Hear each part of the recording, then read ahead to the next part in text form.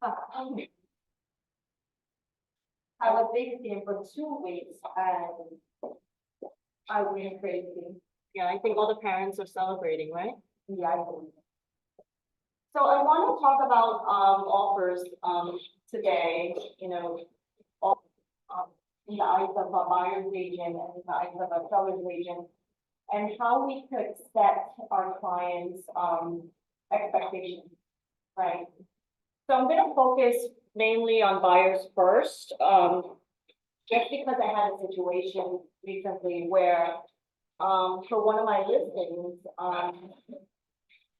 with what's going on right now, with the whole commission, changes in our settlement, I think what is very scary out there is that not only are agents not aware of a lot of these changes and transitions that are happening, but having spoken to some team leaders at other brokerages, speaking to principal brokers, other large brokerages, they also have no clue what they're doing. And I want to make sure that our agents are not making the same mistakes that they are. Because of their mistakes, they lost out on an offer, a transaction of one of my listings. They had the strongest and best offer. But because they decided to argue with me for a week, because of the fact they decided to argue with me for a week, they lost out on the transaction. Okay? So just to give you an idea of what had happened, so they scheduled to show my listing, right? And I said to her, not a problem, we do have an accepted offer, contracts are out, but we are still showing. She said, okay, great. So she borrows the keys, shows the property, and prior to submitting an offer, she says to me, what's the commission that the seller is offering out? I said, per the NAR rules, the new rules that are in place, there is no longer a buyer agent compensation field, right, in the MLS. And there's also not, they don't have a section forms for it as well, right? What the NAR settlement has done is that it has decoupled commissions.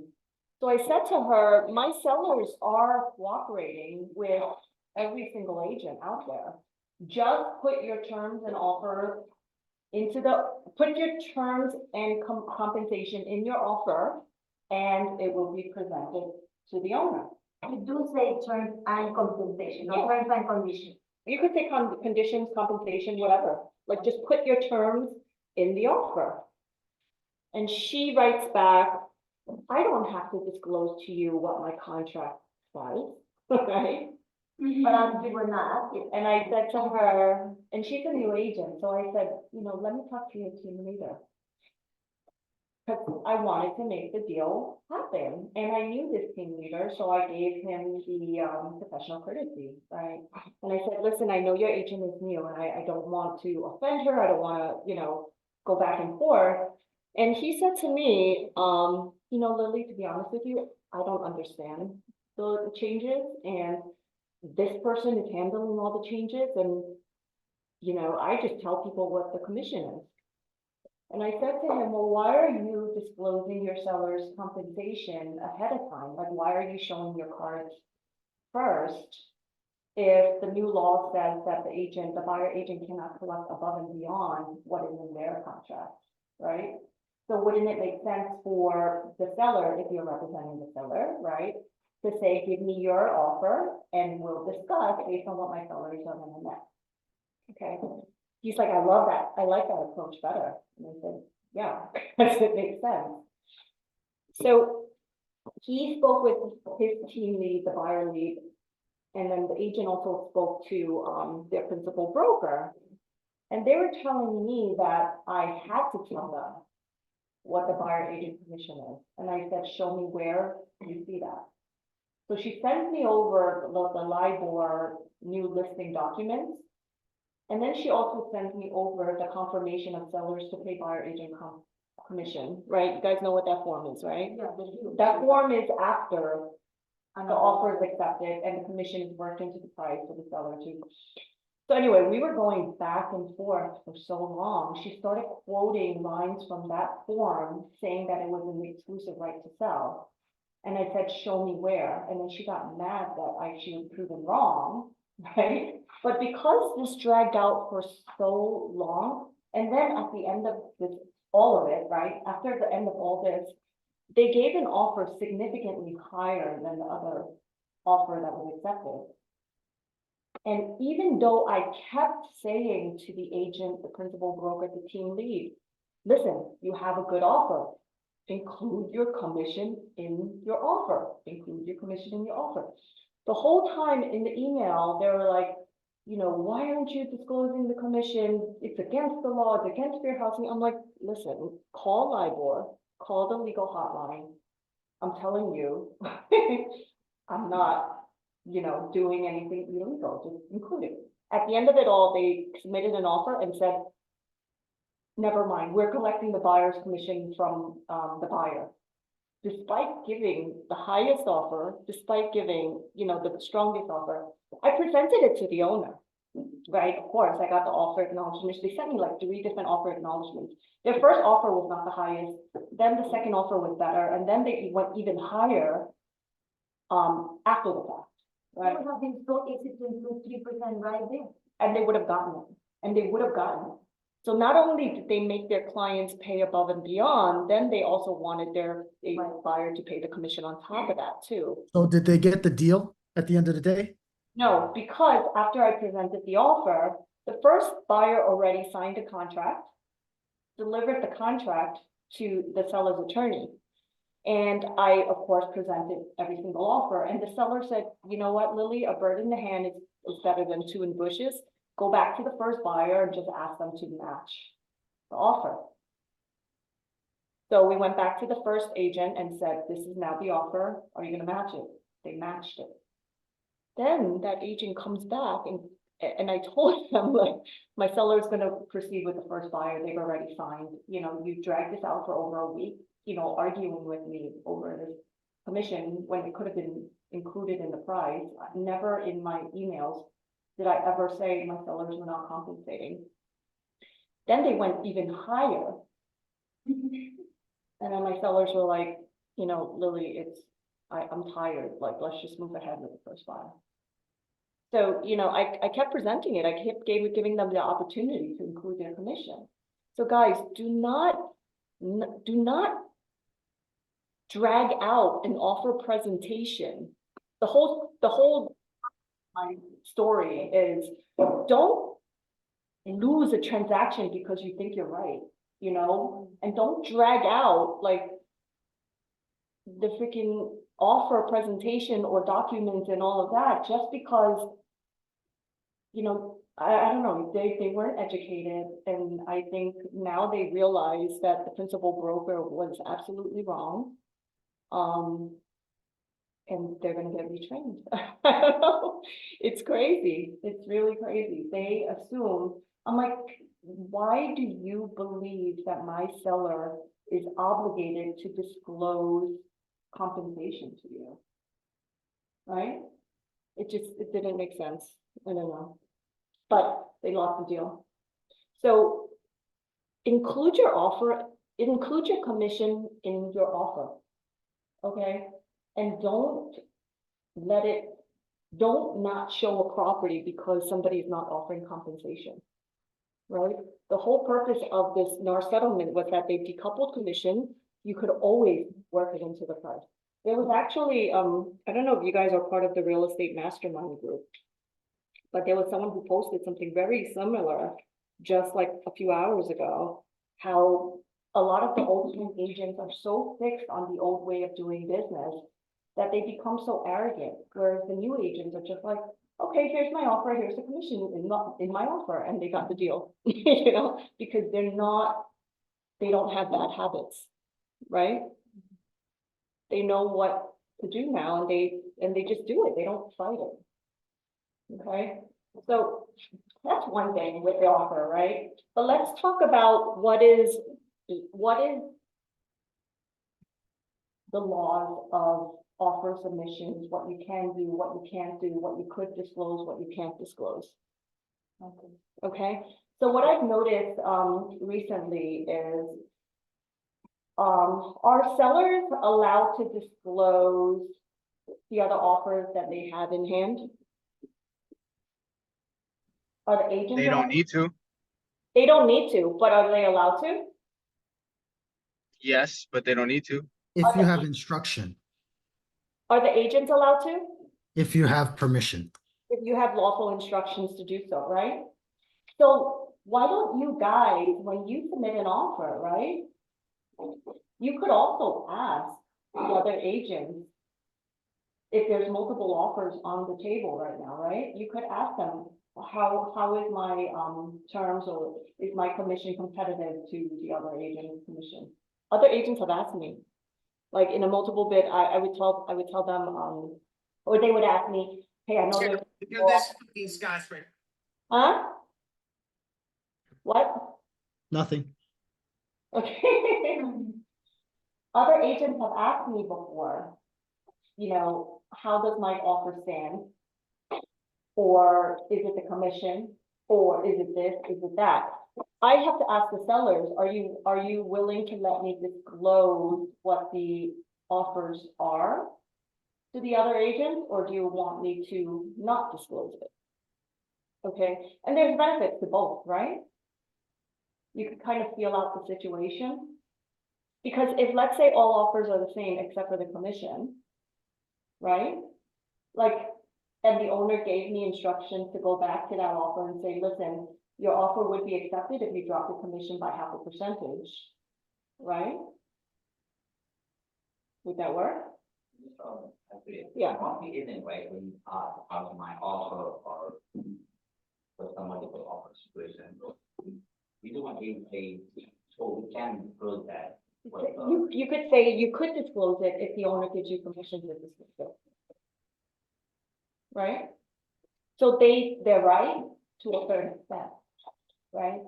So if the seller says, yes, disclose what the offer is, you can compete it, then you could definitely have, and you could definitely disclose.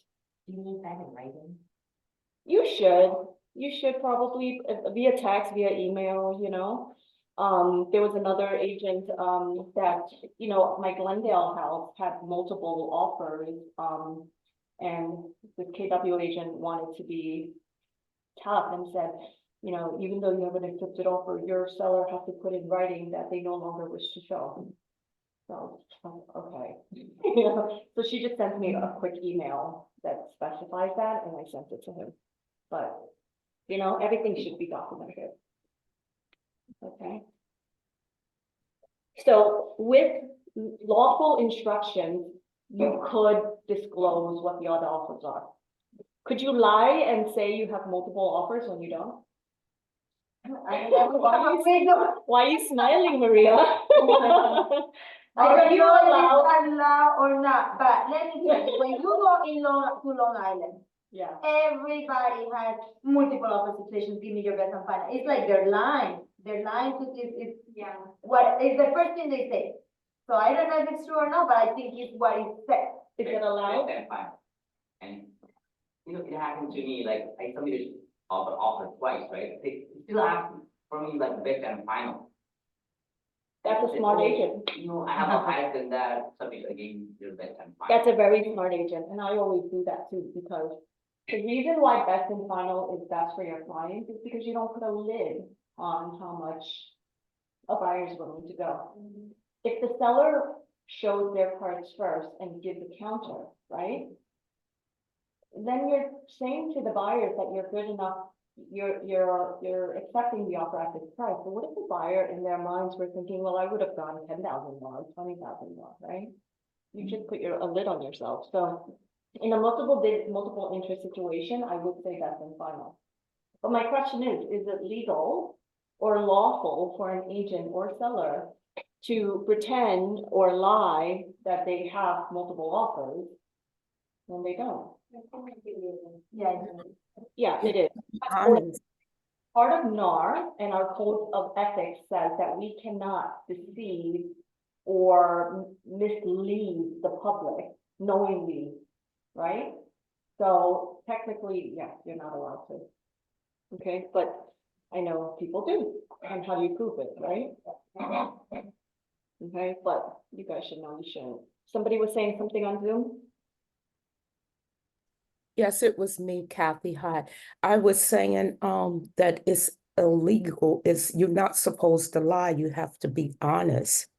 Yeah, our code of ethics basically says we cannot deceive or mislead the public. So, yeah, you're not allowed to, okay? But that is a question that agents have actually asked me. Lily, can I pretend that I have multiple bids and just ask for best and final? So my response to you is technically no. No, you're not supposed to. Here's another thing that was used commonly, love letters. You guys see that? You guys know what love letters are? Letters, so in a multiple bid situation, there are times where a buyer or a buyer's agent will encourage their buyers to write a letter to be submitted with their offer to the seller. And it might say things that could cause fair housing concerns, right? So now NAR says that you really shouldn't, or you should advise your sellers that these love letters should not be submitted with offers because it could potentially open lawsuits, right? And something as innocent as, let's say, a family saying, you know, we love your house and we can't wait to celebrate Christmas around the fireplace. With our kids, immediately that implies their religious, you know, Christian faith, right? Another thing is their family status, right? So those are protected classes, right? Religion, family, all of that. So NAR basically, I think in 2021, they encouraged agents and sellers not to accept love letters. Okay?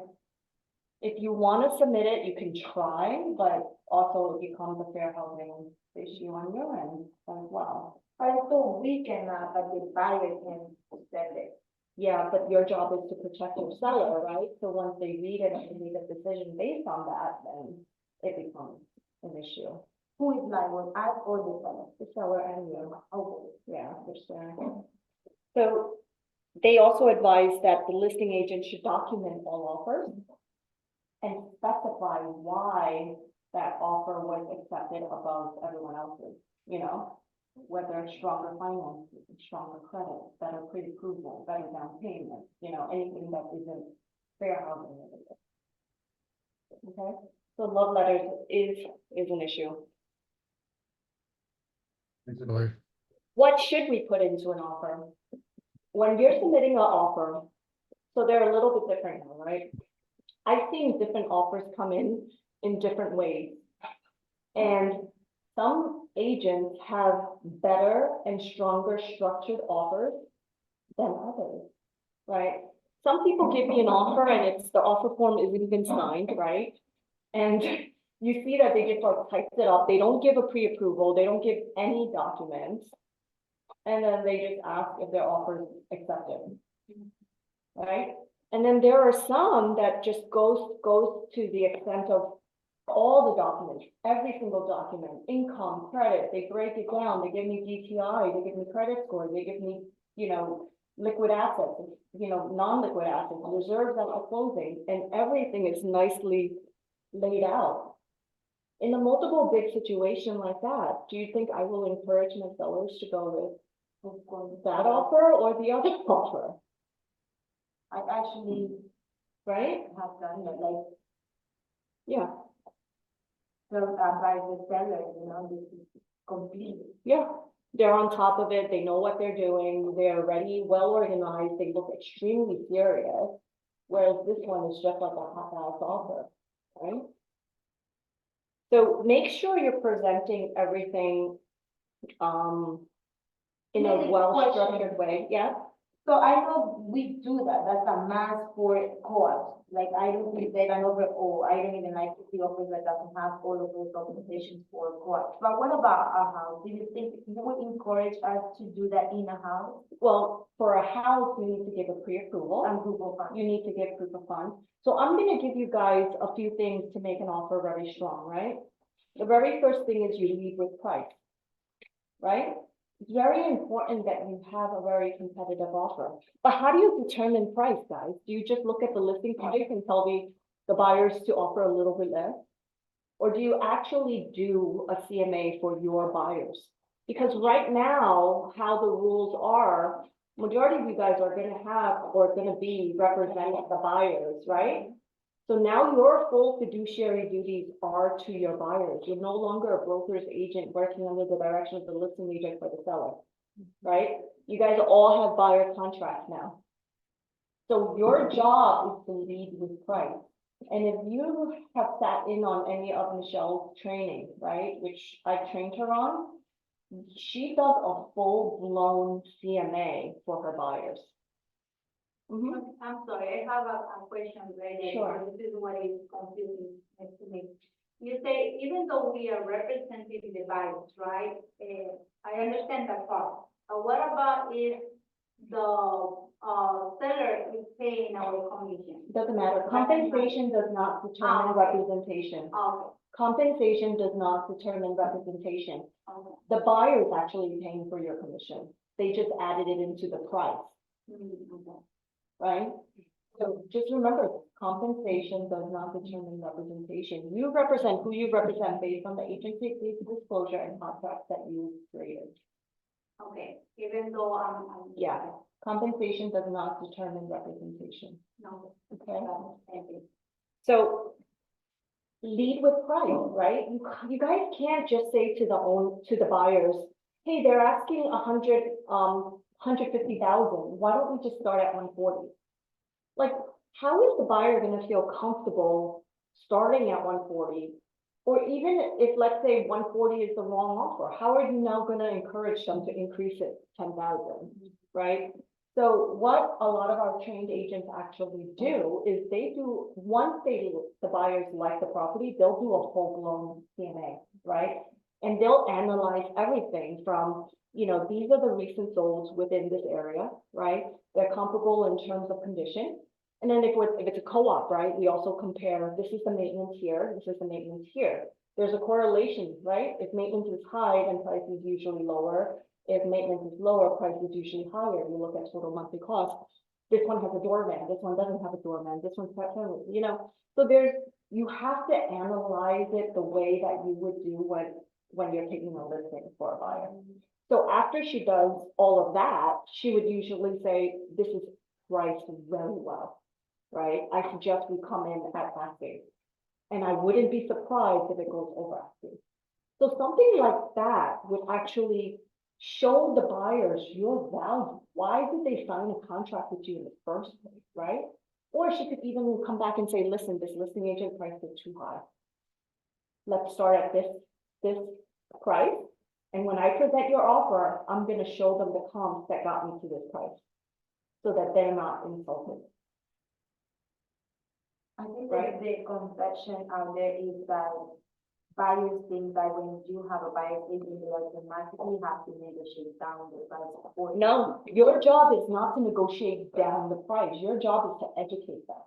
So if a listing agent is smart and they price the property well, your job as a trained realtor is to show your clients that and prove to your clients that this is going to go over asking, or this listing agent's crazy. They're asking way over market. I know you love the property, but let's start at this price, and I'm going to submit your offer and justify it based on the comps that I heard.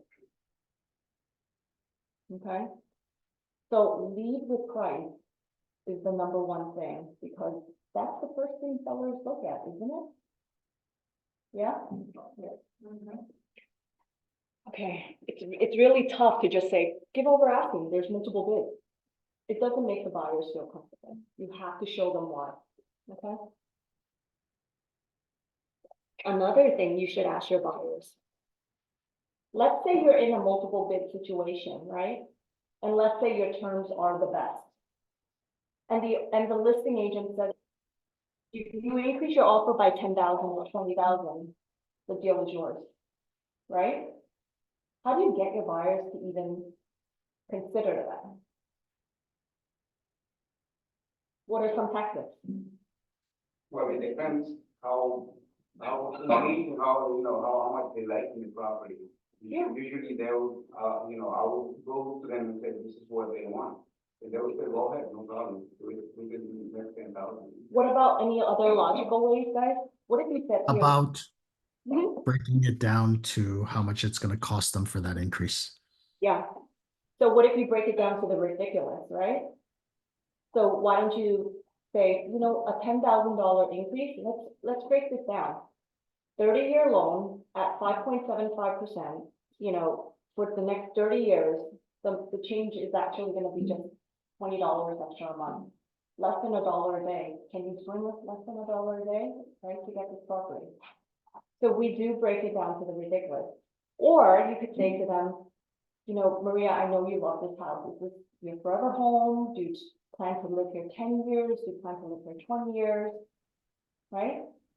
In 10 You years, know, what does it really work out to, huh? there's a lot of properties that qualify for grants that we're not putting in front of our buyers.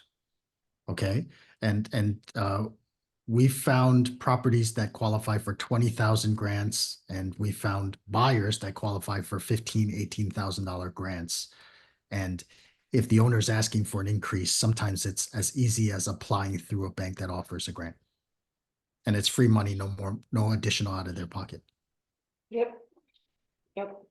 So that's one of the other things that I'm gonna touch on when writing an offer, right? The mortgage aspect of it.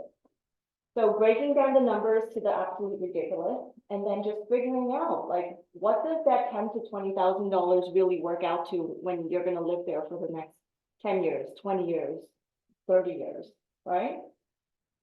In the long run, does it really matter? Okay. The second part of writing an offer are the contingencies. You don't, as a buyer's agent, I think a lot of buyer agents make the mistake of automatically giving up contingencies in a multiple bid situation. Right? So I've had buyers, and their agents say, oh, we're gonna waive the inspection, and then we're gonna also waive the mortgage contingency, and they start waiving everything, right? Is that really in the best interest of your buyer? No, No. no, but when I'm with my seller, I do make them wait it, because Yeah. Yeah, let's talk the buyer side. No. Me as a seller, yes, I will absolutely ask you to waive everything. No, But I you try as to a get, buyer. I try to get away without waiving Yeah. everything. So what I've seen other buyer agents do is, Lily, my buyers won't waive an inspection, but they promise to do one immediately tomorrow, right? And they understand that it's gonna be as is, it's strictly for them to know if there's any structural issues or what repairs they're gonna have to make after closing, right? So depending on how you deliver it, sometimes I'll say to the owner, this is a strong offer. They're not waiving an inspection, but they promise to have it scheduled immediately, right, the next day. So be smart, like, again, we're gonna have a lot more lawsuits come up as buyers get representation, and if they feel like you actually did not work in their best interest. So you have to be very careful of what you're suggesting to a lot of your buyer clients, right? And or where you're leading them or how you're guiding them, okay? So that's one. What about, I've also asked a lot of agents to waive appraisal caps or appraisal contingencies. Right? Do you guys know what that is? You guys know in a New York State form contract, there's only a mortgage contingency, right? But there's no language actually in the New York form contract that has an appraisal contingency, right? So where? So What I usually ask when I'm dealing with my sellers, I usually tell the buyer's agent, are you willing to waive appraisal contingencies? Meaning that if you're gonna, negotiate the price up, right, in a bidding war situation, you need to honor the price. We don't want you renegotiating, right, later on, because a lot of agents or buyers will negotiate it up, knowing that it's not gonna appraise, and then they're gonna try to renegotiate later on. So we're gonna add language in the contract that says that you will put more down payment to bridge the gap if appraisal should fall short. So the seller's attorney has to write it. Correct. Check with the- Correct. Right, so, but that's what I would do as a seller's agent, right? As a buyer's agent, your job again is to protect your buyer, right? So what would you ask for if I was to say, you're gonna agree to a no appraisal contingency and you're gonna put more down payment if we need you to? What would you ask for as a buyer's agent? So then I come. A cap, right? Just say, okay, I will put more down payment if I need to, but only up to this extent. Right? Do you guys understand what I'm saying? I do understand, but when. Up to 50,000, let's say. I get confused when we are doing that. It's not about like he has to appraise at the asking price, and I will put whatever is from the asking price to what I. It's what the lender want. requires, right? So let's say you're borrowing, $500,000, right? Let's say you're borrowing 500,000, and the bank will only lend you 80% of the appraised value, right? What's 80% of 500,000? 400,000, right? 5 times 8 is 40. Okay. Okay, so if it appraises at, let's say, 480, right? How much are they gonna lend you then? Times 80%, they're only gonna lend you 384, but you need 400,000, right? Let's say that the buyers put 20% down, they're gonna have to put, it's a $20,000 appraisal difference, but the difference that the buyer has to put is 16,000. Because the bank will only lend 384. 80% of 480. Right? So you could put language or provisions in the contract that says that the buyer will bridge the gap up to 20,000 or bridge the gap up to 30,000, right? So having a cap as opposed to an open-ended, appraisal, no appraisal contingency is a little bit safer for your buyers. Yeah. Usually I do also double check with the lender, you know. Yeah, you gotta check with the lender too. I do. Can I go up? Yeah, but the lender, to be honest with you, they don't know 100%, right? Sometimes you that buy, yes or no. What happens if it's for the gap? Does the deal fall through? So, And yeah, then the buyer's not liable? it doesn't completely fall through, they have options, right? So the seller could adjust the price, the buyer could put more down, or either parties could kill the deal. Right? Obviously, that's not what we want. So in situations like that, I would try to see if everyone would cave a little, right? The seller drops a little, the buyer puts a little more down, and then we'll figure it out that way. Or you get another appraisal. Right? You fight it, or you appeal the appraisal, and you try to get or you order another appraisal. You know, what's interesting is that not all low appraisals mean that they're not qualified. The property is not valued. No, it doesn't mean that they won't get the loan, is what I'm saying. Yeah, it doesn't. Okay. So a lot of the buyers and some of the agents will use a low appraisal to try to renegotiate when, there's no appraisal contingency. Yeah, and I've said that to so many agents. They're like, oh, appraisal came in short, we have to adjust the price. And I said, where? Show me where in the contract does it say that? And then they just don't respond, because they know that as long as they get the loan, they have to move forward. Right? That's why we want people with more down payment, right? Because they're safer. Yeah. They're safer bet. Okay.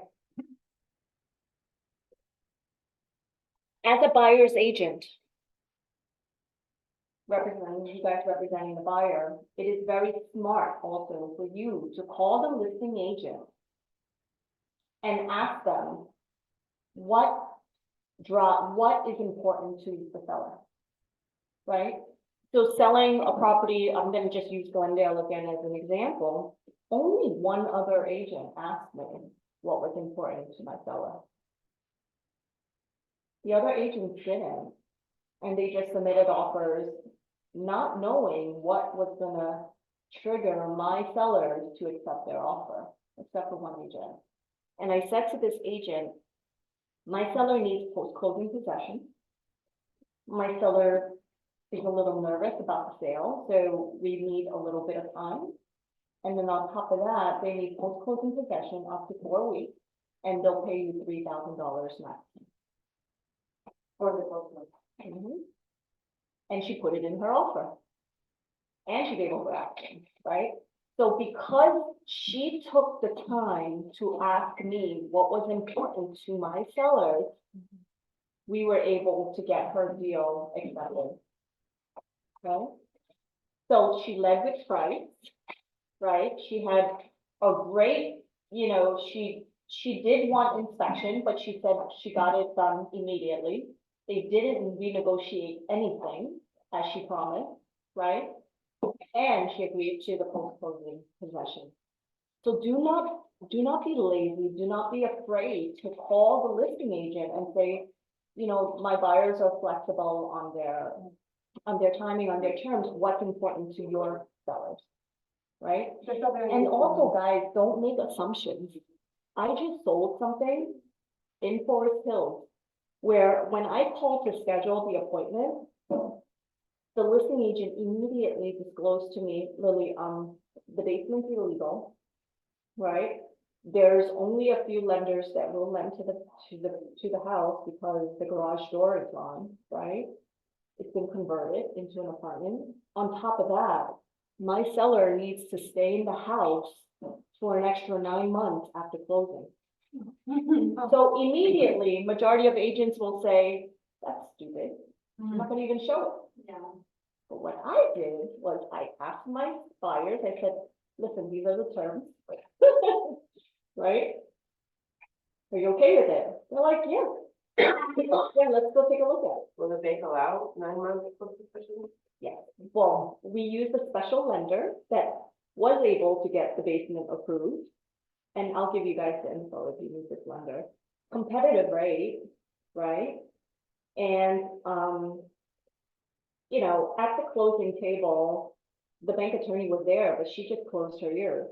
It was just like, whatever. But the whole purpose of this is don't make assumptions, right? My buyers had a lease in place that wasn't gonna expire until the beginning of next year anyway.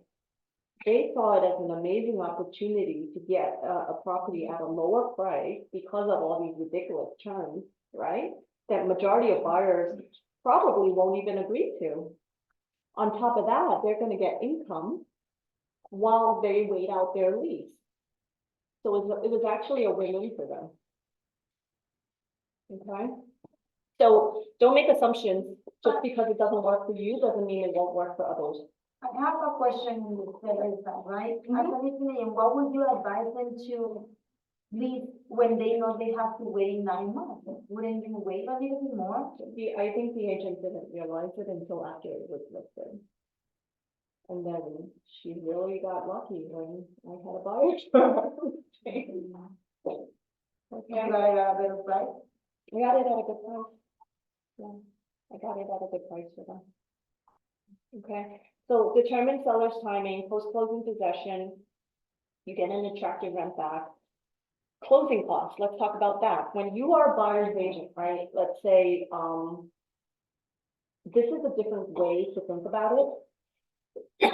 Let's say it's a competitive offer situation, multiple bids, and they ask for best and final, right? Instead of asking your buyers to give an insane amount of price even higher, right? Because you're afraid appraisal is gonna be an issue, right? Because we talked about the appraisal contingency, appraisal cap. Why not, instead of increasing the price, tell the buyer to cover the seller's closing costs? You guys understand? No.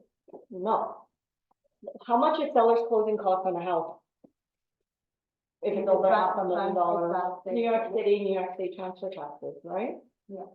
So instead of giving more price, you're saying a condition to can attorney and then I cover your transfer taxes, attorney fee. Well, attorney fee up to a certain extent, up to a certain price, right? Attorney fees could be crazy. So then I guess you would have to make up the numbers, see how much would be that transfer taxes and attorney. And Transfer see if it taxes makes are sense. set, once it's over $500,000, it's 1.825%, right? 1.425 for, state, and then $4 for every thousand in the city, right? So So that's less 1.825. than what I wanna go up, then I go, but I never thought of it. It could be an incentive, right? So the seller's like, oh, I don't have to pay closing costs, I don't have to pay New York State, New York City transfer tax. The buyer's gonna pay for it. So as opposed to you increasing the price and being concerned with appraisal coming in, cover the seller's closing costs. Never thought of it. This incentive. Isn't at the initial offer?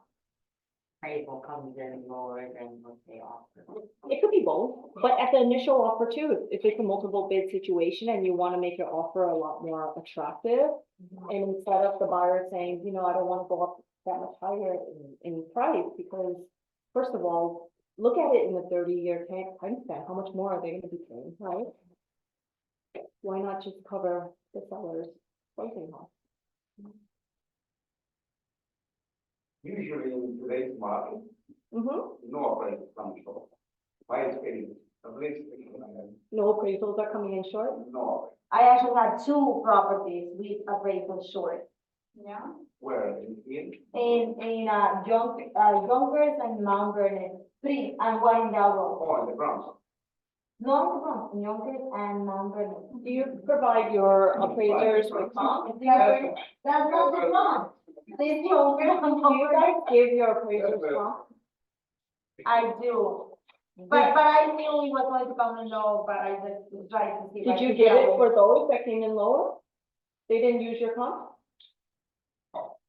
No, I knew it was going to be a little low. I just tried to get in the contract and then negotiate it out. We working too, the other one I love. All right, here's another incentive for you buyer agents that are showing properties. If you know that the property is, let's say, an estate property or a property that has a significant amount of junk, right? What has intrigued some of my sellers is that the buyers say that they're gonna keep it as is, and the sellers don't even have to worry about junk removal. Right? Getting rid of all the junk, removing all the furniture, all of that stuff. A lot of times they're like, oh my God, that's gonna save me such a headache and money, because those bins are pretty expensive, right? So sometimes that actually works too, right? So consider taking all the furniture, taking all the junk. And then we have junk removal companies, right? That we could recommend to them. Like what, a few thousand, 1,000, 2,000 or so to get one of those dumpsters. But that could be something that actually helps your buyer win over an offer. Okay. Also estates, sometimes they have to go through probate. How long are probates taking these days? More than 6 months. I went on a listing appointment the other day. And the seller told me that her mother passed away in October of 2023, and the probate still hasn't finished.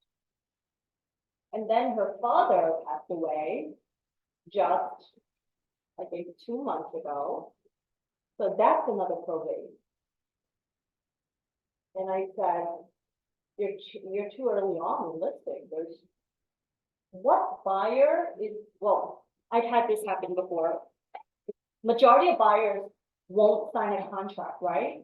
lock their down payment in with the attorney, and then just wait 6 to 9 months or a year for probate to happen. The only way they would do that is if they know that they're gonna get a great price, right? So if you're going on a listing appointment and you know that probate didn't happen yet and it has to happen, you're gonna waste your time.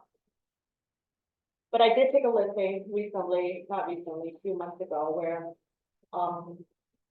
you know, everyone was alive when we took the listing, but one person passed away during the listing term. And, the deed was held, you know, to tenants instead of tenants in common, and unfortunately, it had to go to probate, and the buyer, knowing that they got a good price, were willing to wait. So you never know, but majority of the time it's tough. So I have a situation too, I'm working with the buyer, we got into contract, the seller died, buyer has the one interview today, so that's the only gone now. But he wants to wait, but can I go back to the destination and tell them whatever I give you over, can I do less, because now we have to wait?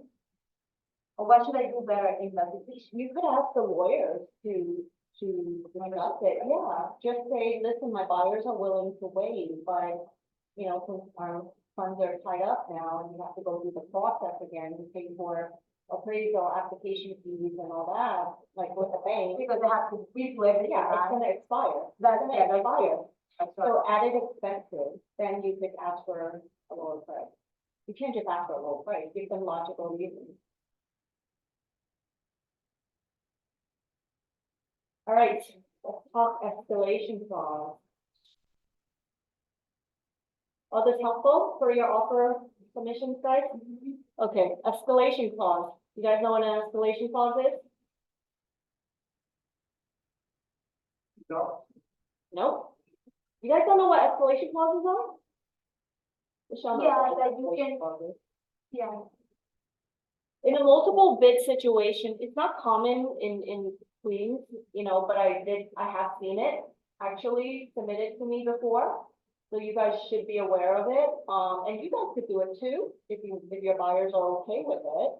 But it is commonly done in Long Island, where in a multiple bid situation, you could present the offer to the listing agent and say, my buyer's offer is 500,000.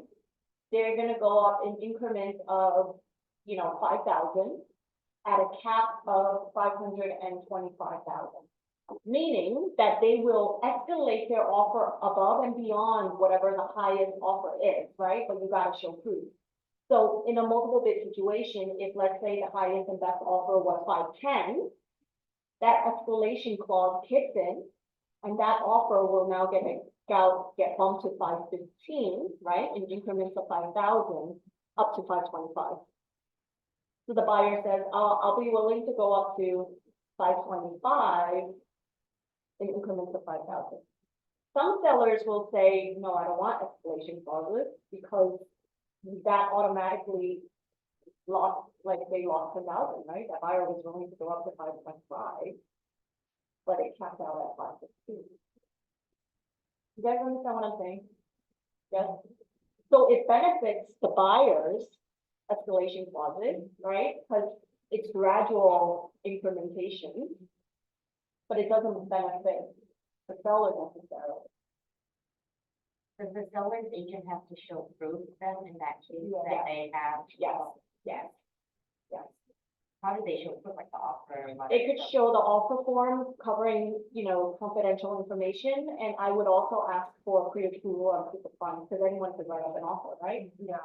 But it's hard for other people to get proof of funds and approval under the same name. Kind of dangerous too for the buyer.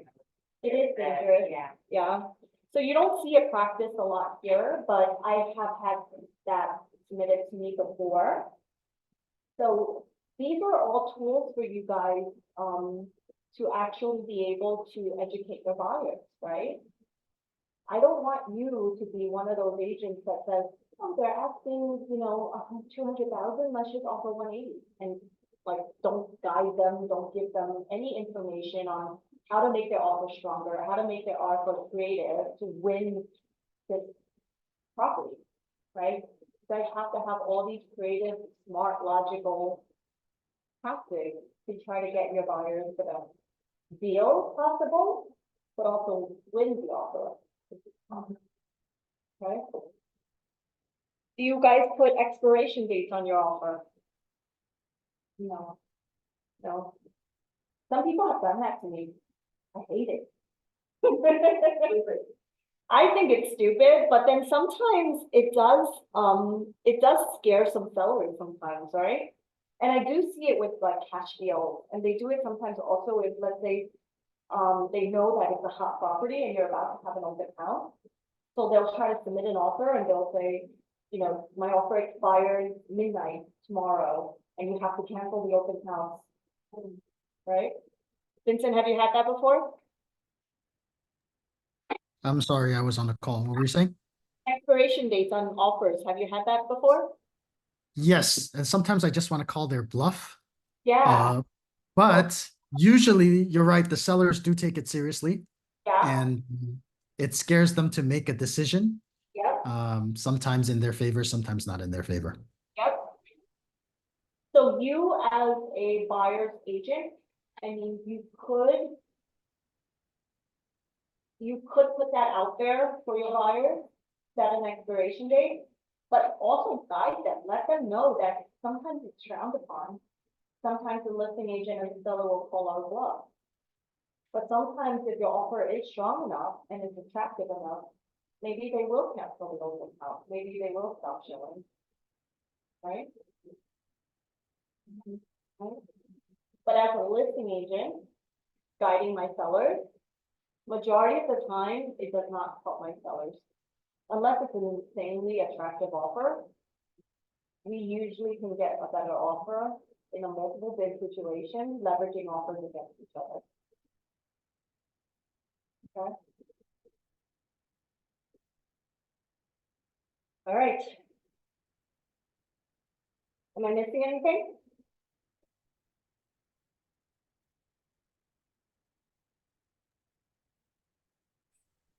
What do you like to see when you're presented an offer on a residential property? What do I want to see? Yep. What backup documents would you be happy with? Oh, I wanted to talk about the mortgage pre-approvals too, guys. So, do you guys just accept any pre-approval? I actually call the lenders up a lot of times, and I ask them what documents they use to qualify. When offers come in an area, let's say that's predominantly, customary for buyers to have non-QM loans, I will ask if it's a non-QM loan, right? You guys know what a non-QM loan is? Not non-qualified mortgage, it's no income check, like it's not a conventional. So I will ask, you know, is this a non-QM loan, is this an FHA loan, is this a VA loan, is this a, you know, because there's different requirements, right, for these loans, and some are riskier than others, aren't they? Yeah. So in a multiple bid situation, Vincent, I do want to see proof of funds, right? And the proof of funds should not be a freaking screenshot without the person's name on it. Right? I hate you guys when you do that. And then it should be not like a pretty current pre-approval letter. And if it's a lender that I know, I will call the lender, even if I don't know. But if it's someone I know, I trust, like Olga, she'll tell me immediately, like, Lily, I checked everything, they're good to go. And I'll trust them, right? If it's someone I don't know, sometimes I've actually gone to the extent of saying to the agent and the buyer, listen, you could go with whichever lender you want, but I need you to have your buyer get qualified with my lender first. And if they say that they're good to go, then they're going to go back to you, right? Just, I need to make sure that they're qualified because I don't know who you are. And they've done that. But you do it all the time? No, not all the time. Okay, because I do feel it very, Insulting. yeah, when Yeah. I'm working with a buyer and they even put it on, all the buyers have to go through this lender, why? It's to give the opportunity to their lender, but at the same time, it's also trust, right? Like, I don't know your lender, and lenders will issue pre-approvals without checking anything. Isn't that true? Yeah, but I also trust the lenders that I work, right? And Correct. even if it's a tough situation, I know they're gonna figure it out. So in situations like that, what I do is that I ask the lender to call the listing agent directly. So Yeah. they give them whatever security they need, because I don't want them to go through. But there are some lenders that make promises that they can't keep. Right? Just because they want the business. And it could be the riskiest loan, and they'll tell you that it's fine. I've had that. So we've gotten burned before. I'm not saying you have to use this lender. All I want you to do is get qualified, and then you can go back to your lender. I guess it depends on the side that you are, and also maybe the property. So there is like the conditions to the property that you need specific buyers to do like Yeah. special things with. Yeah. So I get it, like. So let's talk, that was all buyer side, right? Let's talk, seller side now. In a multiple bid situation, okay, first of all, how many of you guys have had sellers say to you, wow, Lily, you got this offer so quick, did we underprice it? Don't you hate that? Yeah. So how do you respond to sellers that say that? Huh? It's not that we priced it low for it to sell quick. It's that I'm good at what I do. That's why we got it to sell fast. That's true, Ed.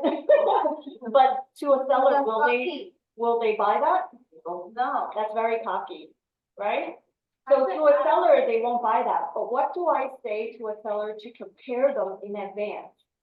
When you're at a listing appointment, guys, prepare your sellers, right? You can say to them, listen, the first 2 weeks, we're gonna get the most serious buyers, the most qualified buyers, right?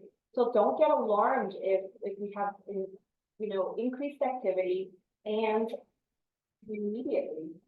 The reason this happens is because these buyers are not new buyers. They've already seen everything else out there. They're sitting, waiting for the right home to hit the market. They're waiting for the agent to tell them, once this hits the market, let's go take a look at it, right?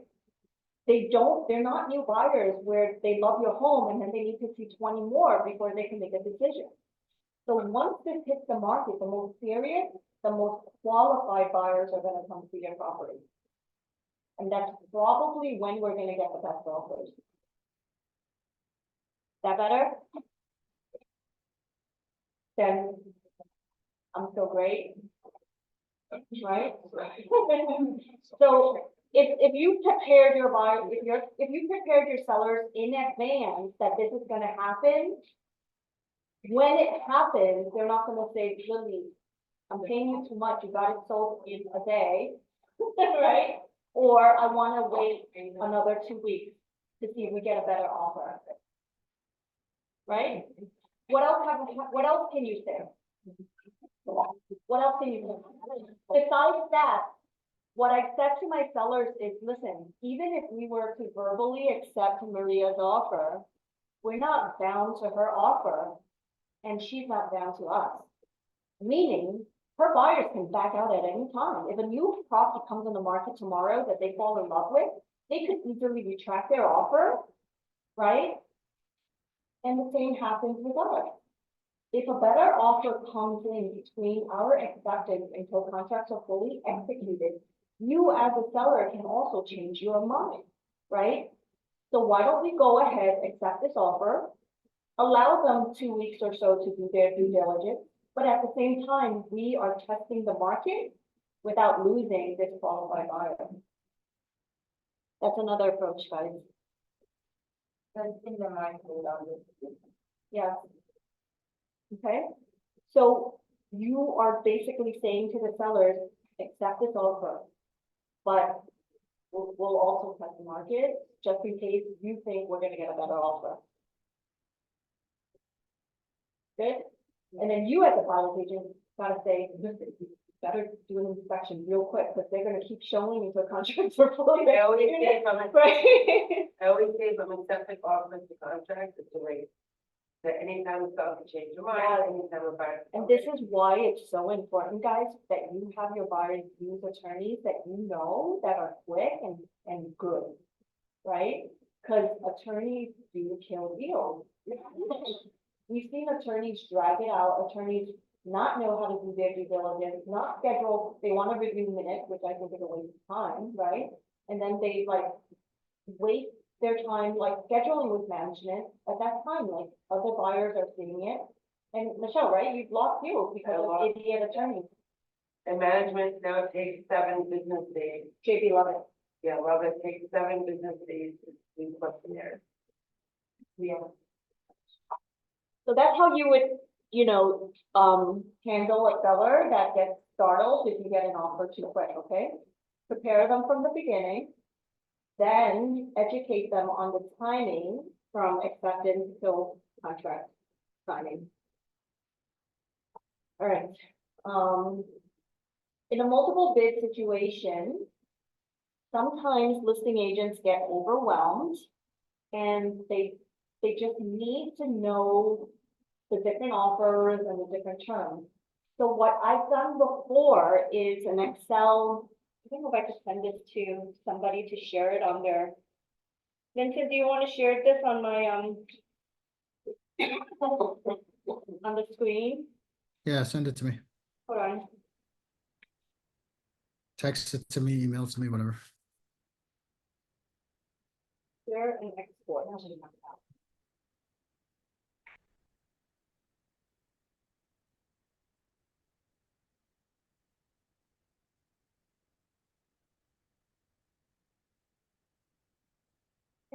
I'm writing Vincent. Okay. So in a multiple bid situation, I use Excel, did you get it? Yep. Can you share that with them?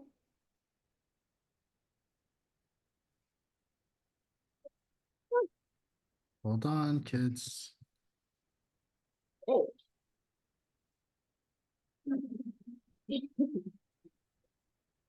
Having trouble jumping from one to the next. Hold on.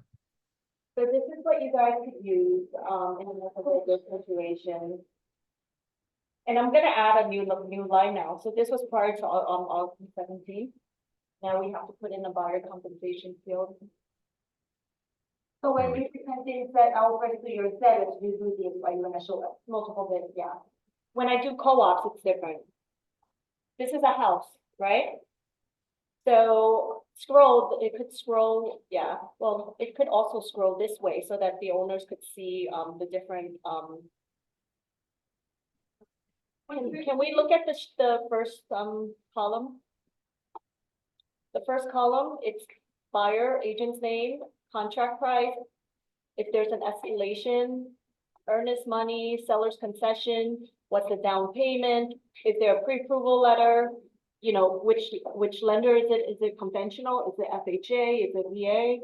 Loan types, the proof of funds that they have, right? And then inspections. Do you need an inspection? No, yes, yes, yes. Appraisal, post-closing possession, you know. Appraisal means appraisal contingency, appraisal cap, right? So if they're gonna agree to no appraisal contingency. For this particular one, we did other considerations because the house has solar panels, right? We have to get them to agree to take over the solar lease. And for this particular one also, my sellers needed post-closing possession to a month after closing, right? So we had to make sure that post-closing possession was a yes for everyone, right? So this allows my sellers to get a very clear snapshot of what the offers are, and then they could review it, and then we could discuss it together. Okay? So something like this is for a house. For a co-op, right, what is most important is income, right? So we have like 2022 income, 2023 income, 2024 income. Yeah. or anticipated 2024 income. Here.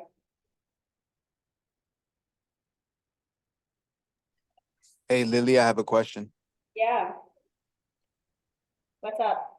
I know that you're presenting this to your sellers, when you have multiple offers. However, hypothetically speaking, let's just say you have one offer that you received on your listing. Do you still draft it and put it in this format? No, You say no? no, yeah, this is Okay, multiple bids, or if it's more than one, like if it's two got offers, it. like a side-by-side profile. Because it's hard for sellers, they get overwhelmed, right? Imagine if I had 8 offers and you're sending them 8 separate emails with pre-approvals, proof of funds, like, offers. They're not gonna be able to keep track and they hate it. Trust me. They hired you to do the vetting for them, right? So you're gonna show them what you see and what you have. And then if they say, Lily, I wanna go with Clive, right? Which is who they ended up going with, offer number 2. If they say, I wanna go with Clive, then I'll say, okay, do you wanna see his documents? And they'll say yes or no, right? They're like, no, we trust you. Let's just go ahead. Okay, Got it. Thank you. no problem. But yeah, for co-ops, I would break it down to, also you guys should add other stuff, like do they need to sell before they can buy? What's the buyer's commission now, right? You gotta put all that stuff in now. This is prior to August 17th. All right. Good. This is cool, right? But you guys aren't doing that. Yeah, I like that. How come they're presenting it for a single offer possibly? Huh? Show them how you present for a single offer, how you would present it. For a co-op? Or All right, let me show you guys, I usually send emails. let me show, Vincent, I'm gonna Yeah, text you like a something else, breakdown. okay? the summary of the. Yeah. Vincent, I'm gonna text you something else, Go for it. but can you erase the person's name? I'll try. Actually, you know what? I'm gonna just not do their name. Hold on. There you go.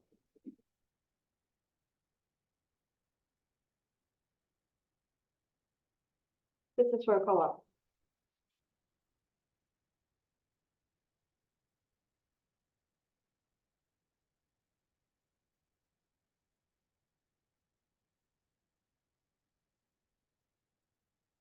Can hear you.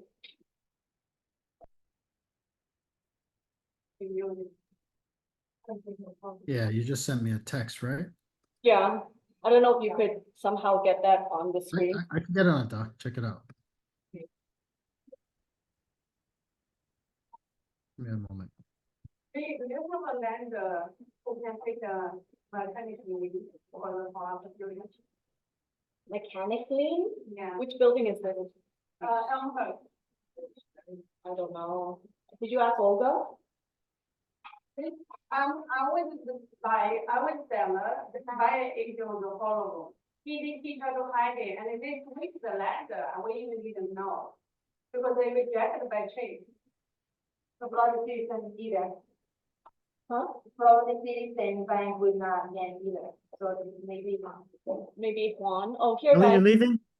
Yeah, I could see it. All right, take care. Huh? Sorry. Send an email or you showed in a file? I send this into the owner.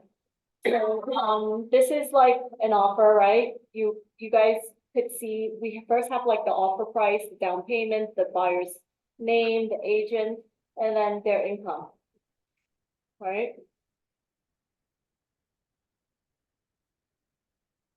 Then you see the credit score, the monthly expenses, the maintenance, plus the assessments.